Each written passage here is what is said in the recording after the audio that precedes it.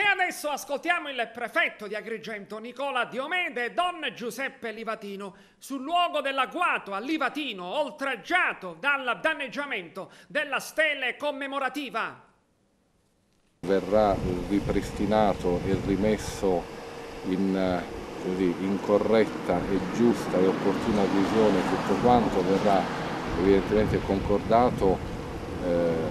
anche con l'associazione Tecnopolis e gli amici del giudice Livatino, con l'autorità giudiziaria,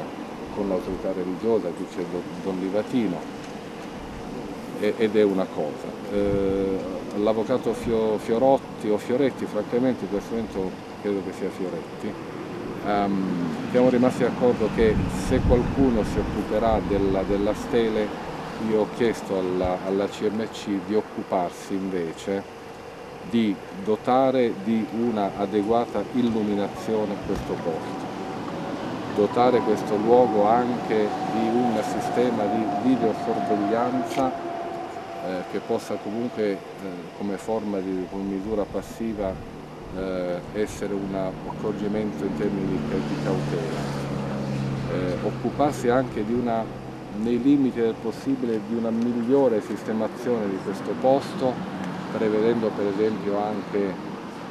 l'installazione di una panchina o due panchine, perché chi volesse o ritenesse di fermarsi per un pensiero, per una riflessione, abbia la possibilità anche magari di sedersi.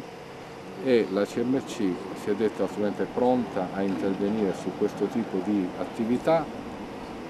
d'accordo ed intesa ovviamente con l'ANAS, perché tutte quante queste cose non devono essere di disturbo in relazione rispetto alla circolazione del viadotto. Quello che noi vediamo è il viadotto intitolato già al giudice Livatino.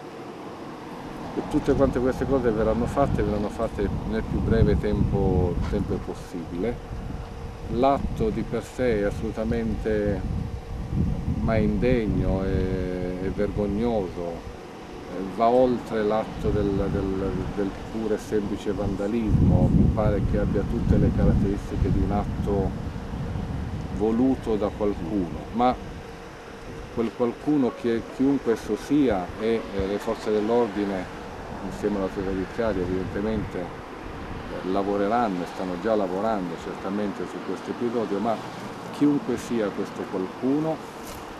e chiunque fosse il qualcuno che in futuro ritenesse di poter nuovamente compiere un gesto del genere, troverà, come in questo momento, assolutamente immediata risposta da parte non solo delle istituzioni, ma soprattutto delle associazioni, della società civile, la conservazione di un luogo che, come ho detto all'inizio, è un luogo della nostra coscienza e della nostra memoria. Ci è caro, questo posto ci è tristemente caro, ma ci è moralmente caro perché questo è un luogo per noi di esempio, di virtù. È un gesto certamente indegno, non possiamo definire in altro modo, un gesto di estrema disperazione, perché già 27 anni fa qualcuno ha voluto spegnere una fiamma, quella fiamma è diventata un candelabro,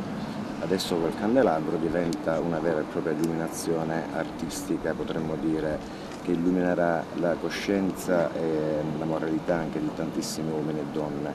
Non ci sono altri aggettivi da poter usare se non quelli di una demenza assolutamente fuori luogo. Questo gesto è un boomerang che si ripercuoterà pesantemente su quanti hanno voluto in qualche modo dare un segnale pesante, negativo alla società civile, alle autorità, allo Stato, quindi in realtà provocheranno semplicemente una risposta netta, determinata, fiduciosa, in questo che è il rispetto della memoria di un simbolo purissimo della giustizia e della coerenza evangelica. Quindi le autorità, lo Stato, la Chiesa risponderanno assolutamente con una continua attività di sensibilizzazione e di allontanamento totale di qualsiasi tipo di sentire mafioso da quella che è la coscienza della società civile di oggi, dei siciliani.